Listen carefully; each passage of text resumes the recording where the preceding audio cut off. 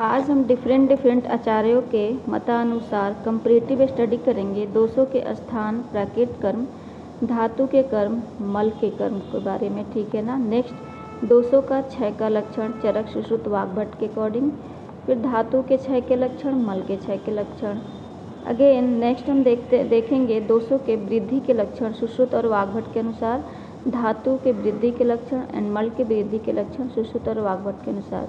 Then next हम देखेंगे आज ओज के कर्म और ओज के क्षय के लक्षण क्या बताए गए हैं, ठीक है। तो अब हम एक एक करके देखते हैं दोषों के स्थान डिफरेंट आचार्यों के अनुसार क्या बताया गया है। सबसे पहले हम देखते हैं वात, पित्त और कफ का जो स्थान है रेस्पेक्टिवली चरक के अनुसार पक्वास है, अमाशय तथा उरग प्रदेश है। वहीं सुश्रुत के अकॉर्डिंग पक्वास है, श्रोणी गुद है, वात का स्थान, पित्त का स्थान पक व अमाशय मध्य बताया गया और कफ का स्थान अमाशय बताया गया है। यहाँ इंपॉर्टेंट क्या है, कफ का स्थान अमाशय बताया गया है।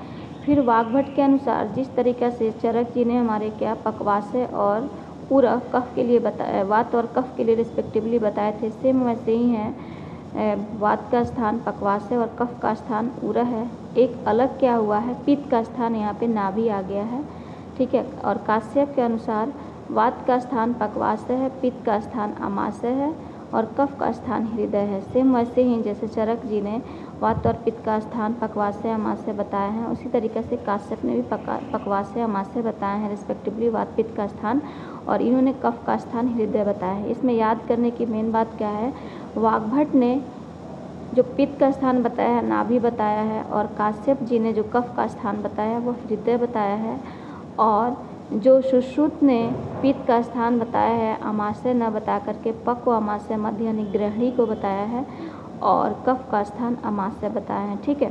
फिर वाग्भट ने रंजक पित्त का स्थान अमाशय बताया है और व्यान वायु का स्थान हृदय बताया है, वात एंड पित्त का स्पर्शन और पित्त एंड कफ का अमाशय तथा रस धातु, ठीक है।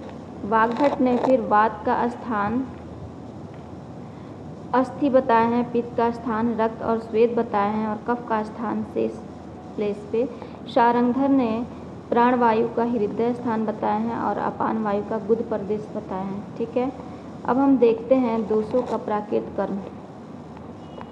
दोषों के प्राकृत कर्म में चरक के अकॉर्डिंग चरक सूत्र स्थान 18 में वर्णित है, जो कि वात का स्थान उत्साह उच्छ्वास निश्वास चेष्टा धातु गति समो मोक्षम गतिमतम वातकर्मा विकारजम ये बताया गया है। पित्त का क्या है, दर्शनम पक्ति उष्मा च क्षुत तृष्णा देह मार्दवम प्रभा प्रसाद मेधा च बताया गया, और कफ का जो वर्क बताया गया है प्राकृत कर्म यानी कि बताया गया है, ये क्या बताया गया, स्नेहो बंध स्थिरत्वम च गौरवम वृषता बलम क्षमा धृति अलोभश्च, यानी कि वात का स्थान क्या बताया गया, समो मोक्षम गति मताम, और पित्त का प्रभा प्रसाद मेधा च आदि, कफ का क्षमा धृति अलोभ इत्यादि, ये कफ के प्राकृत कर्म बताए गए हैं।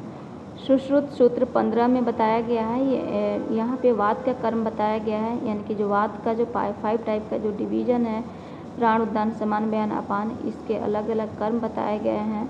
प्राण का पूरण, उद्दान का उद्वहन, समान का विवेक, बयान का प्रस्पंदन और अपान का धारण बताया गया है। और पित्त का कर्म, पित्त 5 टाइप का जो डिवीजन किया गया है वो रंजक पाचक आलोचक साधक भ्राजक है। तो रंजक का राग, पाचक का पक्ति, आलोचक का तेज, साधक का मेधा और भ्राजक का उष्मा।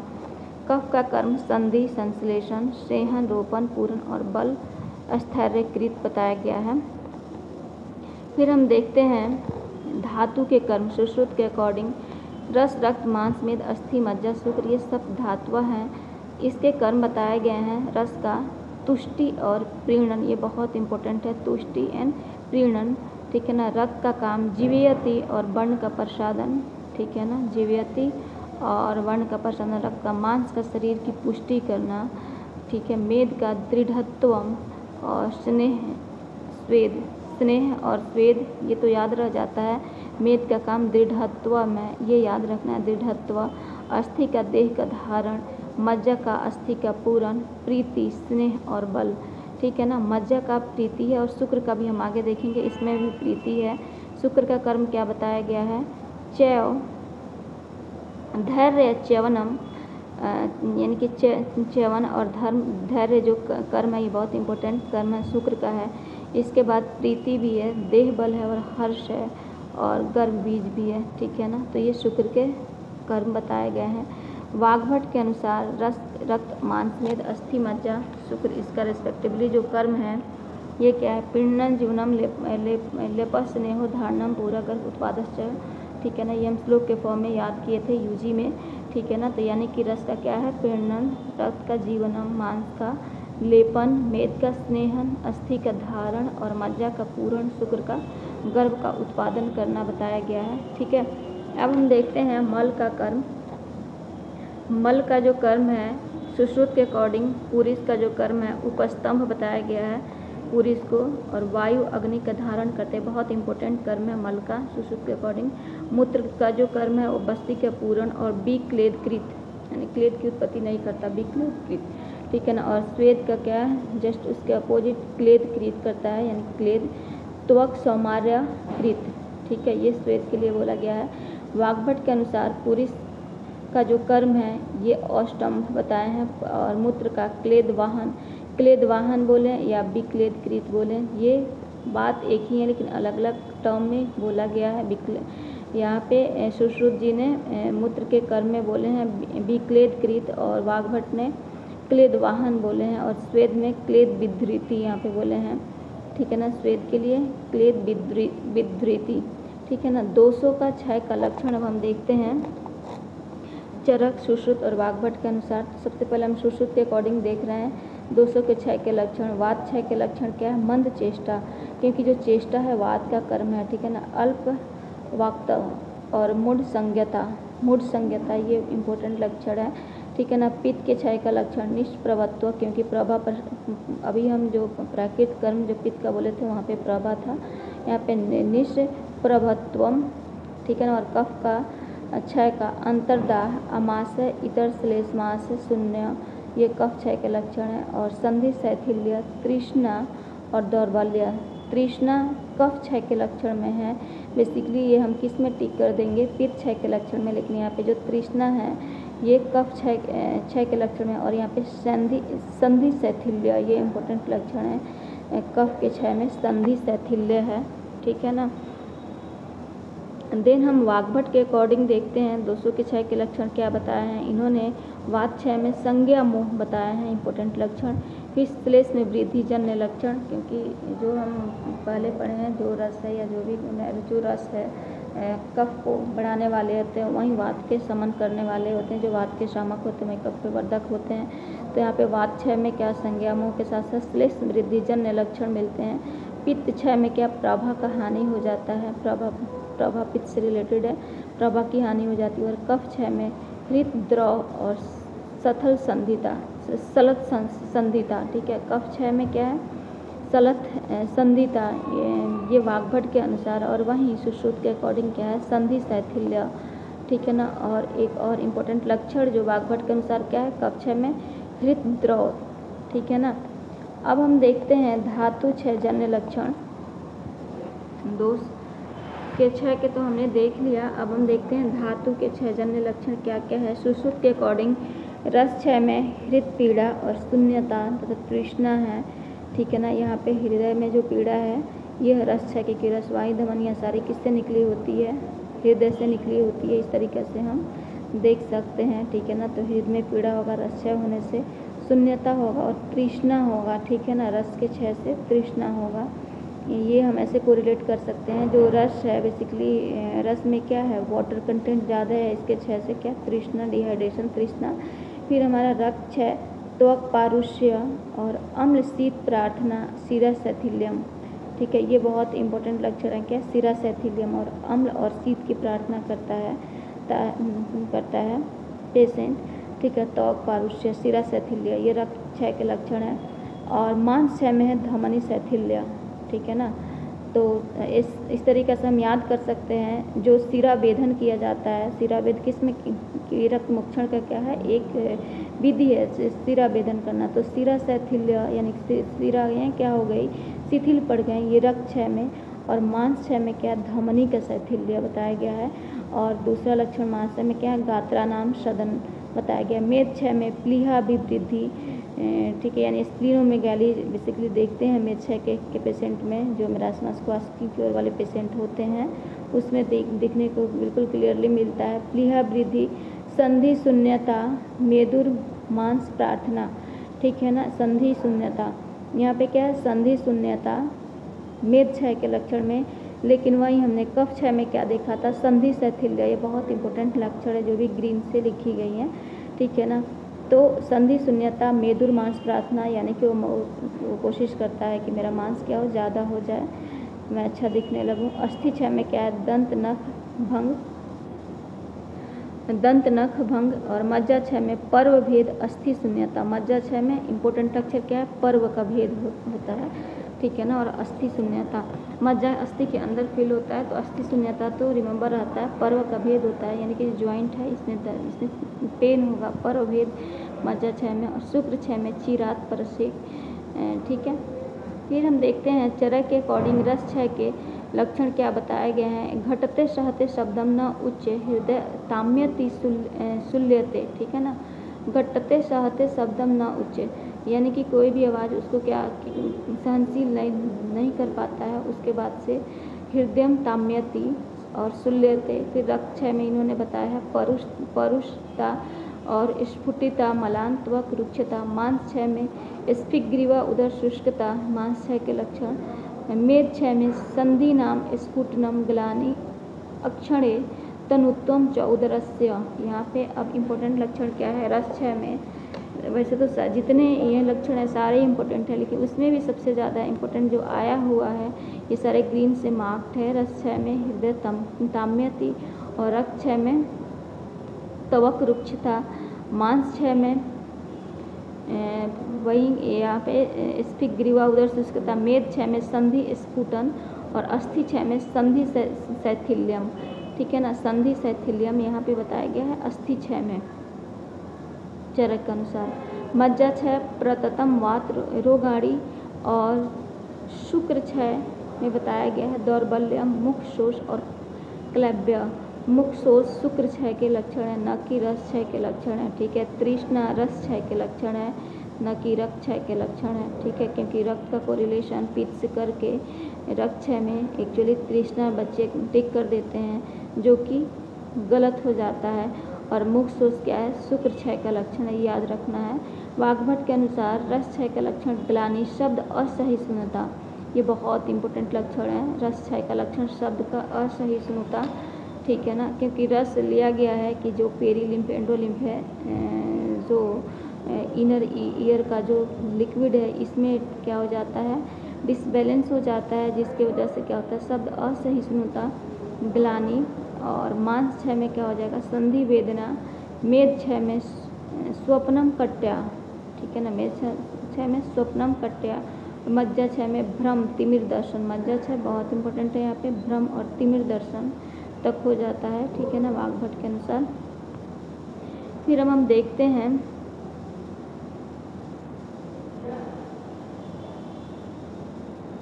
हमने क्या देखा अभी तक। मल क्षय में वाग्भट के अनुसार जो रस क्षय, मांस क्षय, मेद क्षय और मज्जा क्षय के लक्षण देखे, क्या भ्रम तिमिर और दर्शन। अब हम देखते हैं मल क्षय सुश्रुत। मल क्षय के लक्षण सुश्रुत के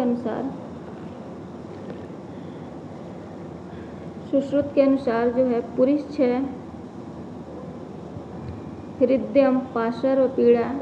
और मूत्र क्षय बस्ती तोद। श्वेत क्षय त्वक शोष स्पर्श वैगुण्य। चरक के अनुसार पुरुष क्षय में बताया है आंत्र पीड़ा और तिर्यक ऊर्ध्व गच्छति, ऊर्ध्वम व गच्छति, ठीक है ना, तिर्यक ऊर्ध्वम व गच्छति पुरुष क्षय के लक्षण। मूत्र क्षय में पिपाशा बाधते मुखम च परिशुष्यति। वाग्भट ने पुरुष क्षय में बताया है कुक्षी भ्रम हृत पसर्व पीड़ा। हृत पसर्व पीड़ा पुरुष क्षय के लक्षण सुश्रुत ने बताया है और वाग्भट ने भी बताया है हृत पसर्व पीड़ा। श्वेत 6 में वाग्भट जी ने रोमश्च च्युति और त्वक स्फुटन बताया है श्वेत 6 में।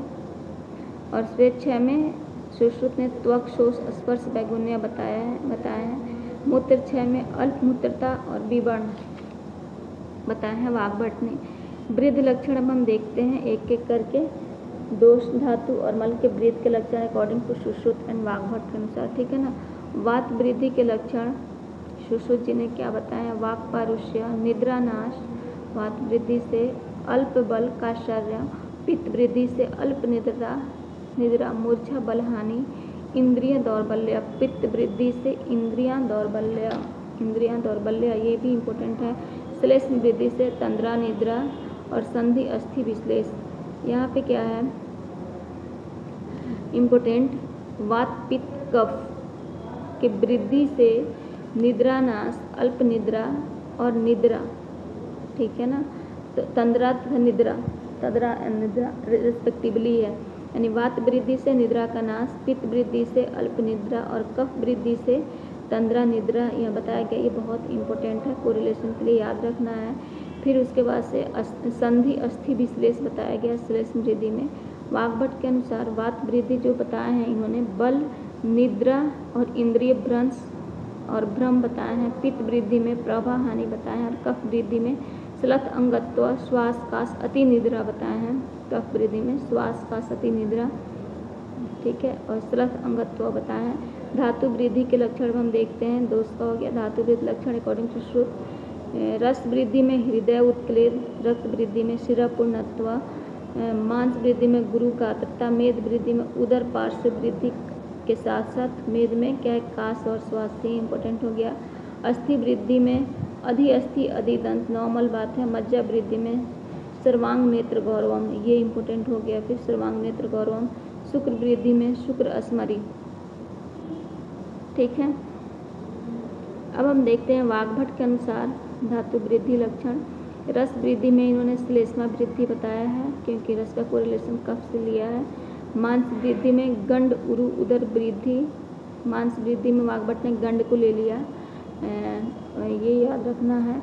मेद वृद्धि में उदर लंबता, अल्पे अपि चेष्टिते श्वास, ठीक है। मेद वृद्धि में ये इंपॉर्टेंट लक्षण हो गया, अल्पे अपि चेष्टिते श्वास। और मज्जा वृद्धि में पर्व संधि के मूल में स्थूल एवं कष्ट साध्य अरुंसिका का होना होता है। शुक्र वृद्धि में अति स्त्री कामता और शुक्र अस्मरी, ठीक है ना। मल वृद्धि लक्षण अब हम देखते हैं। दोष धातु का हो गया वृद्धि लक्षण। अब हम मल वृद्धि के लक्षण में जा रहे हैं। मल वृद्धि लक्षण में सुश्रुत के अकॉर्डिंग क्या बताए हैं? पृष्ठ वृद्धि में आटोप अक्षी शूल, पृष्ठ वृद्धि में क्या आटोप अक्षी शूल और मूत्र वृद्धि में बस्ती तोड़। श्वेत वृद्धि में त्वचा दुर्गंध और कंडू बताए हैं, ठीक है। वाग्भट ने पुरुष वृद्धि में कुक्षे आदमान आटोप बताए हैं। मूत्र वृद्धि में बस्ती तोद कृते अपि अकृत संज्ञा, ठीक है। अब हम देखते हैं ओज के कर्म। ओज के कर्म में ये बताया गया है कि स्थिर उपचित मानसता, सर्वचेष्टासु अप्रतिघात, स्वर वर्ण प्रसाद, बाह्य अभ्यंतर करणों का आत्मकार्य प्रतिपत्ति, ठीक है।